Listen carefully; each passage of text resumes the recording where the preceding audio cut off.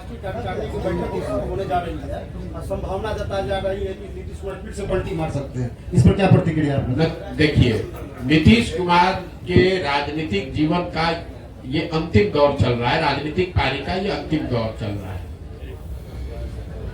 नीतीश कुमार को खुद नहीं मालूम है कि वो कहाँ हैं और कहाँ रहेंगे। इतना मैं जरूर कह सकता हूँ कि लोकसभा से पहले अब उनके पास कोई विकल्प नहीं है, उनको चुनाव तो महागठबंधन में ही लड़ना पड़ेगा।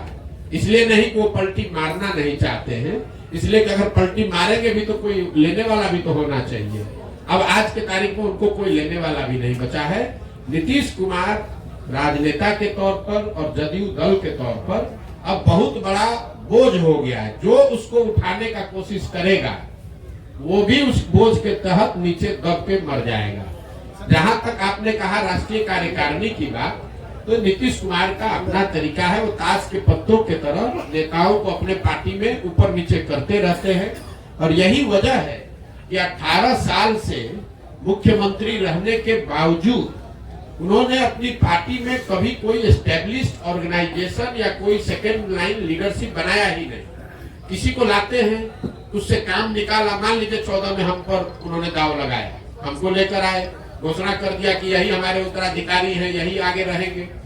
14 में चुनाव जीत गए, उसके बाद सोचते अच्छा प्रशांत किशोर कहीं बड़ा ना हो जाए तो इसको हटा के आप दूसरे को बढ़ाओ। इस चीज का मलाल है सर? बिल्कुल मलाल नहीं है, आप हमको नहीं जानते। हम जीवन में वो लोग नहीं है जो किसी निर्णय पर मलाल करें।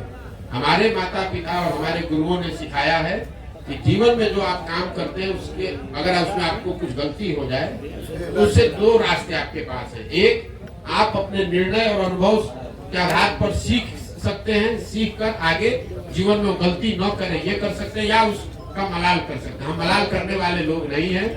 एक बार नीतीश कुमार ने अगर धोखा किया, उसके बाद नीतीश कुमार चाहे 20 बार हमारे पास आ गए, कितनी बार बात कर ली, कितने संदेश भिजवा दिए, हमने कह दिया कि अब फिर सियार सर्कुल के नीचे नहीं जाएंगे। हमको चाहे 1 बरस लगे कि 10 बरस लगे, अब नीतीश कुमार के साथ जाने का कोई सवाल नहीं है। नीतीश कुमार जब महागठबंधन बनाए, इस बार आपको पता चला जब बनाए तब हमको आकर मार्च में 6 महीना पहले आकर सबसे पहले हम ही से सलाह किया कि भाई अब महागठबंधन बनाना चाहते हैं, आप इधर आ जाइए। आप तो भाजपा के खिलाफ हमारी मदद करना चाहते थे। उस समय भी हमने कहा कि हम नहीं मिलेंगे, अब नहीं आ सकते हैं, आपको जो करना है वो कीजिए, हम अपनी नई व्यवस्था ही बनाना चाहते हैं। अरे प्रशांत किशोर जी, मेरा एक सवाल है जी कि आपने अभी अपने ही माना इस बात को कि बिहार में जातीय के आधार पे लोग वोट देते हैं। जाति भी एक आधार है। जाति भी आधार जी। है। कुछ लोग भाजपा के विरोध में आरजेडी को वोट देते हैं जी। कुछ लोग आरजेडी के लोग। क्या लगता है जिस तरह से आप घूम रहे हैं, बहुत राह आसान है आपके लिए बिहार में जिस विजन को लेकर आप चले हैं? मेरे भाई ऐसा है, हम आसान राह वाले लोग नहीं है। 2010-11 में हम अगर दरभंगा में आकर आपको ये बताते कि मैं कोई चुनाव प्रबंधन रणनीतिकार के तौर पर काम शुरू कर रहा हूं, जिसमें देश भर के दल और नेता हमसे आकर सलाह, हम जैसे लोगों से आकर सलाह लेंगे और अपना चुनाव लड़ेंगे और चुनाव हराया जिताया जा सकता है, तो पत्रकार के नाते या नागरिक होने के नाते आप क्या करते? हंसते या फिर कहते अच्छा करके देखिए, इससे तो कुछ हो नहीं सकता है। जो पहले से नेता है वो आपसे सलाह क्यों लेगा? लेकिन 10 बरस में उस चीज को हमने प्रमाणिक तौर पे करके दिखाया। मान लीजिए कि हमने भाजपा की मदद की, वो जीते। कुछ लोगों ने माना हाँ भाई इनमें दम है, कुछ लोगों ने कहा भाई इनका क्या था, तो मोदी जी का दम था। फिर जब 2015 में भाजपा को यहाँ हरा दिया तो कुछ और लोगों ने माना कि नहीं भाई कुछ तो ये लड़का जरूर जानता है। लेकिन कई लोगों ने कहा भाई इसमें इनका क्या है, तो लालू नीतीश का करिश्मा था। फिर जाके पंजाब जीते तो लोगों ने कहा ना भाई कुछ तो जरूर जानता होगा, कभी पंजाब भी जीत गए।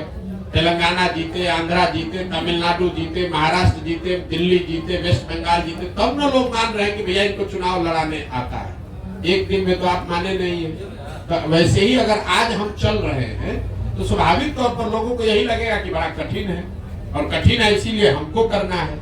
लेकिन अगर आप उसको 2 बरस, 3 बरस, 4 बरस, 5 बरस ईमानदारी से मेहनत से करेंगे तो निश्चित तौर पर इसको किया जा सकता है। हम उनमें से नहीं है जो आकर कहीं लड़ाई में घुस गया। अगर हम यहाँ लड़ने आए हैं तो आप ये मान कर चलिए कि जितनी भी राजनीतिक समझ रखने वाले यहाँ लोग हैं, थोड़ी बहुत समझ हमको भी है, आप ये मान कर चलिए कि इसके जीतने का पूरा खाका हम बनाकर आए हुए। हम उनमें से नहीं है जो आ गया वैसे घूमने लगे, इतना तो आप भी जान रहे हैं। हमको इतना हमको आप होशियार नहीं मानिए, लेकिन बेवकूफ तो बहुत कम लोग कहेगा कि प्रशांत किशोर बेवकूफ है। अगर बेवकूफ कहे भी तो कोई दिक्कत नहीं है। हमें इस बात की समझ है कि बिहार में ये कितनी बड़ी चुनौती है, लेकिन हमें इस बात की भी समझ है कि बड़ी चुनौती है, लेकिन फिर भी इसको किया जा सकता है, इसीलिए कर रहे हैं। अगर आपको कठिन काम करना है, इसीलिए तो इतना कठिन प्रयास कर रहे हैं। जितना आप कह रहे हैं कि कोई नहीं कर पाया, तो किसी ने पिछले 75 साल में बिहार में इस तरह का प्रयास भी नहीं किया है, किसी ने अपनी इतनी मेहनत भी नहीं की है। तो हमको मालूम है कि कठिन काम है, इसलिए ज्यादा मेहनत करना पड़ेगा। आप विकल्प की बात कर रहे हैं सर। उम्मीद की जाए जो आपकी यात्रा समाप्त होगी और जो समस्याएं आप देख रहे हैं 15.5 महीने में जो आपने देखा और आगे भी जो देखेंगे उसका समाधान कब तक? देखिए, मैंने अपने यात्रा के लिए अन्य पदयात्रियों के मुकाबले या दूसरे यात्राओं के मुकाबले मैंने कोई दिन और समय किलोमीटर निश्चित नहीं किया है। मेरा संकल्प है कि मुझे पूरा बिहार करना है। करने में 1 बरस लगे या 3 बरस लगे, हम उसको ईमानदारी से कर रहे हैं।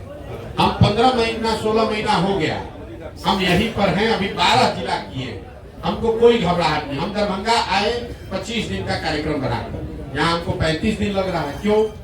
कई बार लोग चाहते हैं कि आप ये गांव भी घूम लीजिए, वो गांव भी घूम लीजिए। सिर्फ पदयात्रा ही नहीं है, पदयात्रा के साथ मुझे दरभंगा से निकलने से पहले उन लोगों को चिन्हित भी करना है जो इस परिकल्पना को, इस संगठन को यहाँ बनाएंगे, चलाएंगे।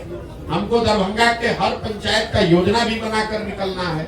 तो हम ये दावा नहीं कर सकते कि ये कब खत्म होगा, लेकिन अभी तक का जो अनुभव है उसके हिसाब से आप मान कर चलिए कि 1.5 साल और अभी कम से कम लगेगा, और मुझे कोई जल्दी नहीं है।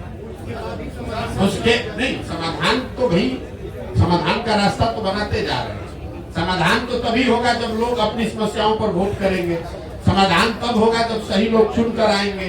समाधान तब होगा जब इन समस्याओं के निवारण का रास्ता, योजना, विजन बनाया जाए। तो तीनों चीज पे लगे हुए हैं। जब इसको पूरा करेंगे तो आपको सफलता दिखती मिलेगी। प्रसाद जी, एक सवाल मेरा है। आपने जो क्राइम को लेकर, बिहार में बढ़ते क्राइम को लेकर एनसीबी के डाटा पे बात की है, तो मेरा एक अनुमान है कि पहले प्रीवियस ईयर में जब क्राइम का ग्राफ बहुत था, अब जो है चूंकि पहले केसेस दर्ज नहीं होती थी, सोशल मीडिया इतना एक्टिव नहीं था, लोगों के संज्ञान में बातें नहीं आती थी, और अब एक छोटी सी भी घटना घटती है तो वो केस रजिस्टर्ड होता है। सर, केस अब रजिस्टर्ड होता है तो ऑब्वियसली क्राइम का डाटा जब ये केस रजिस्टर्ड होगा तो एनसीबी के पोर्टल पे जब वो चढ़ेगा तो ग्राफ तो दिखेगा कि नहीं। मेरे भाई, आपका भ्रम है। हम आपको क्लेरिफाई कर रहे हैं। सर, आपका कहना ये ठीक है कि जब लालू जी का राज था तब एफआईआर होता ही नहीं था थाना में, तो क्राइम दिखेगा कैसे?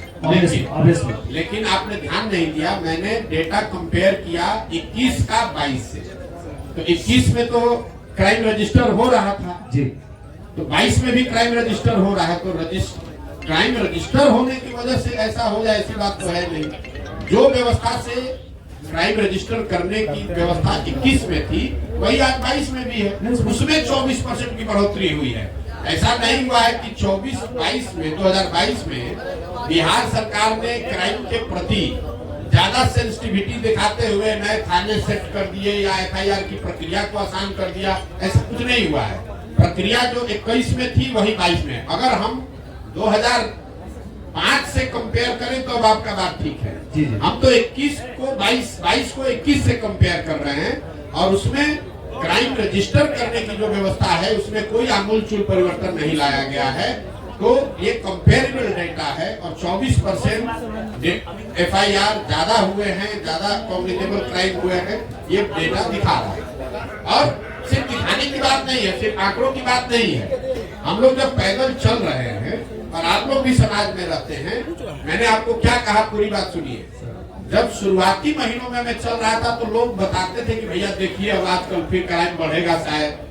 फरवरी के बाद, मतलब महागठबंधन सरकार बनने के 5-6 महीने के बाद से लोग आकर कह रहे भैया देखिए क्राइम बढ़ गया है। तो मैं जो लोगों से सुन रहा हूँ वो भी डेटा में कहीं ना कहीं, क्योंकि अभी जो हम चल रहे हैं डेटा तो उससे पहले का है, इस बार डेटा उससे भी बढ़कर आएगा। सर मेरा सवाल है कि आप विकल्प की बात करते हैं तो बिहार जो है 1975 से ही विकल्प की तलाश में रहा है और जितने क्षेत्रीय छत्रप हैं उसी विकल्प की उपज है और इन सारे लोगों ने बिहार को छला और ठगा है। तो आप जन स्वराज जो है एक विकल्प के रूप में देखा जा रहा है, इसकी क्या गारंटी है कि पिछले लोगों की तरह जन स्वराज बिहार के लोगों? मेरे भाई, हमारे हर भाषण को सुन लीजिए। हम हर भाषण में पहले कहते हैं कि आप बिल्कुल प्रशांत किशोर पर भरोसा मत कीजिए, आप अपने आप पर भरोसा कीजिए। प्रशांत किशोर अगर जन स्वराज बनाते, हम इसके नेता होते, हम आपको कहते कि हम आपका ठीक कर देंगे, तब न धोखा देते। हम तो आप हमारी भाषणों को जाकर सुन लीजिए। हम ये कह रहे हैं कि कोई प्रशांत किशोर, 10 प्रशांत किशोर आ जाएगा तब भी आपका जीवन नहीं सुधरेगा।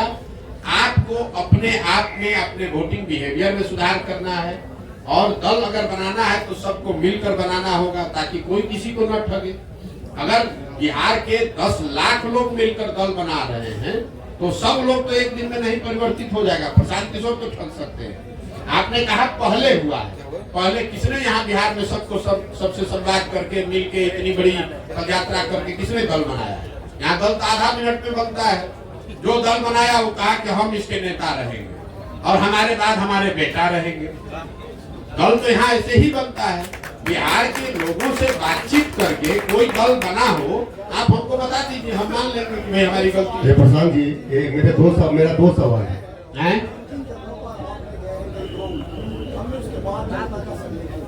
कुछ लोगों का कहना है कि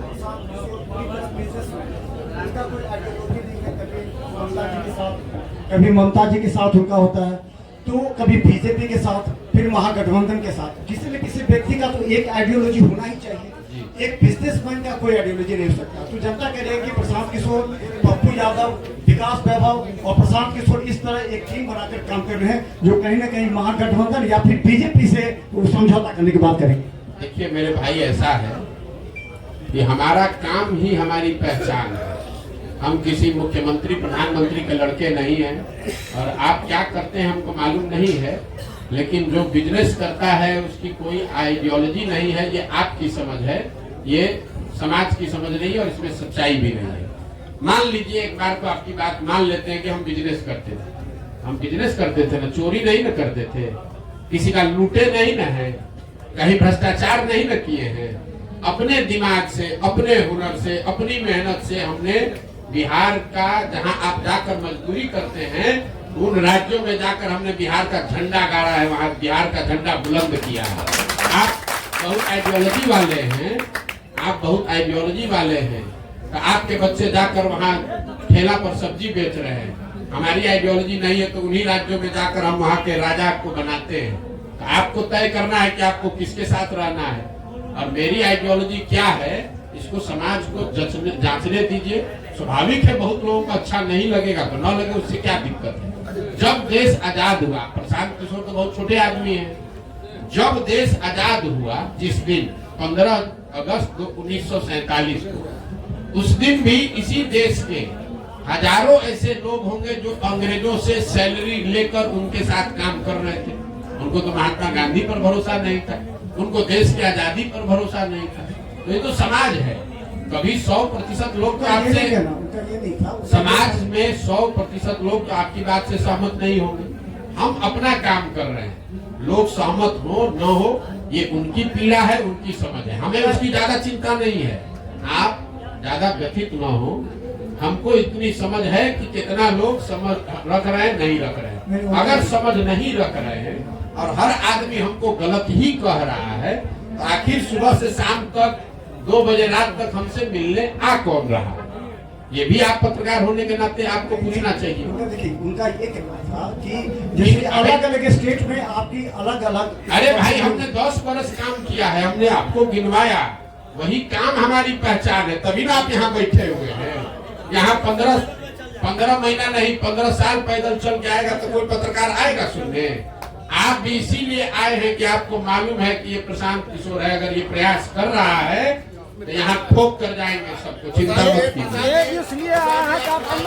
चुनावी रणनीतिकार अपने आप को कहते हैं, जितने जगह आपने बिहार में भ्रमण किया अभी तक, तो क्या 2024 का चुनाव जो होने वाला है उसमें दलों पे प्रभाव पड़ेगा? कितने जगह हम जब चुनाव ही नहीं लड़ रहे तो आप नहीं लड़ रहे हैं। आप सुन लीजिए बात, 2025 का चुनाव होने दीजिए, उसके बाद आप उनको खोजिएगा मिलने के लिए कि प्रभाव क्या पड़ा नहीं पड़ा। हमारा जो ट्रैक रिकॉर्ड है, लोग हमको जब चुनाव का परिणाम आता है तब खोजते हैं कि कौन है। जब तक चुनाव का परिणाम नहीं आता है तो सब आदमी यही कहता है कौन है प्रशांत किशोर, तो बिजनेसमैन है, ये तो एनजीओ चलाता है, ये तो लैपटॉप चलाता है। और जब परिणाम आता है तो कहता अच्छा यही है प्रशांत किशोर। तो यही बिहार में भी होगा 25 में। एक सवाल मेरा आखिरी है, जिसको भी आपको लगता है ना कि जो बहुत बड़ा राजनीति का समझ है, उसको भी प्राइवेट में जाकर पूछ लीजिएगा, जिसको दम हो बिहार में, जिसको भी दम है, उसको खुली चुनौती दे रहे हो, खाली कह दे कि हमको भैया ये चुनाव हम लड़ेंगे प्रशांत किशोर के खिलाफ, पूरा बिहार में जिसको दम है कि हम आके सामने कहते हैं हम लड़ाते हैं, जरा जीत के दिखा दें, जिसको दम है। खुला चुनौती दे रहे हैं तीनों दल का जो नेता बिहार का कोई क्षेत्र चुन ले और कहे कि भैया हमको यहाँ हरा कर दिखा दीजिए, उसको दिखा देंगे कि कैसे चुनाव लड़ा जाए। हमको किसी से सर्टिफिकेट की जरूरत नहीं है, हम यहाँ चुनाव लड़ने नहीं आए हैं, हम बिहार में अपना जीवन खपा रहे हैं इस राज्य को सुधारने के लिए। सुधरे न सुधरे वो समय बताएगा। चुनाव को लेकर हमको बिहार के टुटपुंजिया नेताओं से सर्टिफिकेट नहीं चाहिए। ये बिहार में जो लोग नेतागिरी करते हैं, इनके जो आका है उनकी जब गाड़ी फंसती है तो हमसे सलाह लेने आते हैं। अब उनको हम बताएंगे चुनाव कैसे लड़ा जाएगा, ये हमको बताएंगे। पप्पू यादव जी ने आरोप लगाया है, चलिए छोड़िए आगे बढ़िए। मेरा एक प्रश्न, एक तरफ रामलला की मूर्ति का 22 तारीख को 22 तारीख को अयोध्या में मंदिर पर निर्माण है, दूसरे राहुल गांधी यात्रा निकाल रहे हैं। कई लोग ऐसे हैं नेता जो वहां जाने के लिए प्रतिकार करते हैं। ऐसी स्थिति में प्रशांत किशोर जो भोजन के बहुत नजदीक होते हैं, साथ ही साथ भक्त जी को जानते हैं, क्या कहेंगे जी तो मंदिर निर्माण और एक तरफ यात्रा, वोटर भी कर और नेता भी कर। अरे ये कंफ्यूज आप लोग हैं। राम मंदिर का उद्घाटन चुनाव में बहुत बड़ा मुद्दा नहीं है। मैं आपको ये अपने अनुभव के आधार पर बता देता हूँ। चुनाव की जितनी समझ हमको थोड़ी बहुत है, कोई एक मुद्दा जिसको आपने पहले कड़ाही पर चलाकर गुड़ बना लिया है, अब वापस से उसको चढ़ाकर समाज को उस तरीके से आंदोलित नहीं किया जा सकता है। राम मंदिर के मुद्दे पर एक बार जब आडवाणी जी सोमनाथ से चले तब एक बार उस मुद्दे पर वोट पड़ा, उसके बाद वो बहुत बड़ा मुद्दा है, लोगों के सबकॉन्शियस माइंड में है, चर्चा में है, प्रचार होगा, लेकिन वोट उस पर नहीं पड़ेगा। आप मोदी जी ने जब अपने पार्लियामेंटेरियन से, अपने सांसदों से मुलाकात की तो मोदी जी ने भी खुद कहा कि खाली राम मंदिर के नाम पर चुनाव नहीं जीता जा सकता है, क्योंकि एक बार मंडल आया तो देश में बहुत आंदोलन हुआ, लेकिन जब 5 वर्ष के बाद मंडल लागू किया गया तो किसी को पता नहीं चला। आज जब रिजर्वेशन के लिए यहाँ बिल पास हुआ तो उस पर कोई रिएक्शन नहीं है। तो समाज की इतनी समझ रखिए, काठ की हांडी या अच्छी हांडी, आप एक ही चीज को बार बार नहीं चला सकते हैं। जन आंदोलन हुआ अन्ना के समय में लोकपाल को लेकर, आज आपको लगता है कि जन लोकपाल के नाम पर आंदोलन फिर से हो सकता है? उस समय हुआ, पूरा देश अन्ना के साथ जन लोकपाल के नाम पर खड़ा हुआ। आज अगर अन्ना भी आ जाए, जन लोकपाल फिर से लेकर बैठ जाए तो भी कोई नोटिस नहीं लेगा। तो राम मंदिर का उद्घाटन बहुत बड़ी घटना है, उसकी चर्चा होगी, बीजेपी उसका प्रचार प्रसार भी करेगी, उसका लाभ लेने का कोशिश भी करेगी, लेकिन वोट उस पर बहुत ज्यादा प्रभावित उसकी वजह से नहीं होगा। दूसरी वजह से लोग वोट भले दे दे, वो अलग बात। राम मंदिर का निर्माण एक घटना बहुत बड़ी घटना है, उसका उद्घाटन बहुत बड़ी घटना है। हाँ सर, राम मंदिर का निर्माण नहीं, बात घुमाते बहुत है। राम मंदिर का उद्घाटन एक बड़ी घटना है, लेकिन उस घटना का वोट पर सीधा प्रभाव नहीं पड़ेगा। आप जाकर यहाँ पूछ लीजिए जो भाजपा को वोट दे रहा है कि वोट आप इसलिए दे रहे हैं कि 22 तारीख को उद्घाटन है, कि वोट आप इसलिए दे रहे हैं कि मोदी जी नेता है। तो ज्यादातर लोग कहेंगे कि हम वोट मोदी की वजह से दे रहे हैं। ये नहीं कहेगा कि 22 तारीख को उद्घाटन है इसलिए हम कम्युनिस्ट पार्टी के वोटर थे, क्योंकि 22 को उद्घाटन है तो भाजपा को देने लगेंगे। ऐसा लोग नहीं मिलेगा। हाँ सर, दिख रहा है प्रसाद, मोदी को टक्कर देने वाला विपक्ष में कोई दिख रहा है चेहरा आपको? मेरे भाई एक चीज मैं आपको बता दूं, देश में विपक्ष कभी कमजोर नहीं होता है, विपक्षी पार्टी कमजोर हो सकती है।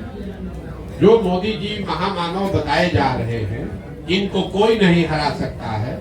2000 आगे की बात छोड़ दीजिए, भविष्य की 2019 में जब वो चुनाव लड़े, पूरी उनकी ताकत, उनका करिश्मा, संघ, आइडियोलॉजी, पुलवामा सब मिला दीजिए, तब भी जो 100 लोग वोट देने गए बूथ पर, उसमें 38 लोगों ने मोदी जी के भाजपा के पक्ष में वोट दिया, 62 लोगों ने नहीं दिया।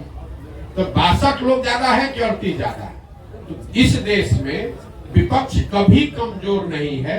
ये जरूर है कि विपक्ष का जो दल, विपक्ष की सेंटिमेंट को रिप्रेजेंट करने वाले जो दल है वो कमजोर हो सकते हैं। इसलिए आप गांव देहात में घूमते हैं तो ऐसा नहीं है कि हर गांव में लोग जय जयकारा कर रहा है कि भैया भाजपा आ गई तो हमारा जीवन बदल गया, लेकिन फिर भी जाकर वो वोट इसलिए दे सकता है कि उसको लगता है कि राहुल गांधी के मुकाबले तो फिर भी ये ठीक है, या लालू यादव के मुकाबले फिर भी ठीक है, इसलिए लोग वोट देते हैं।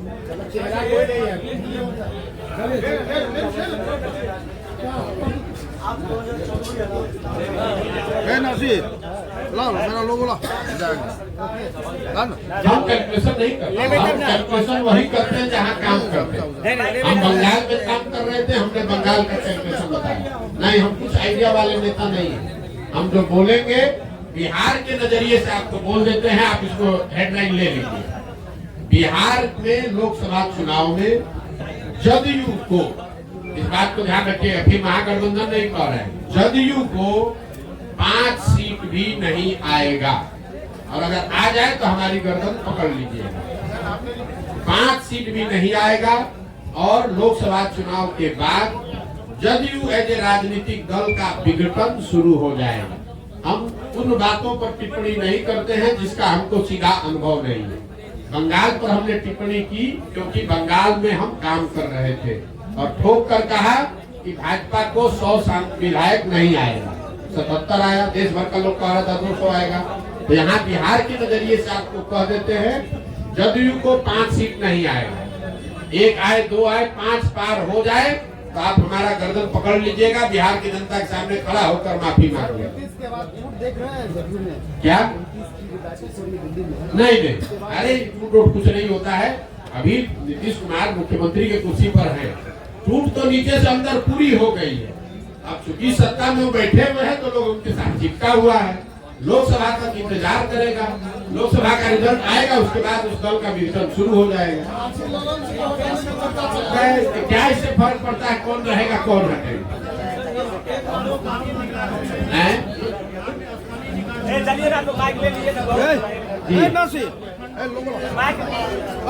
बिल्कुल सबको समर्थन दिया जा रहा है। जो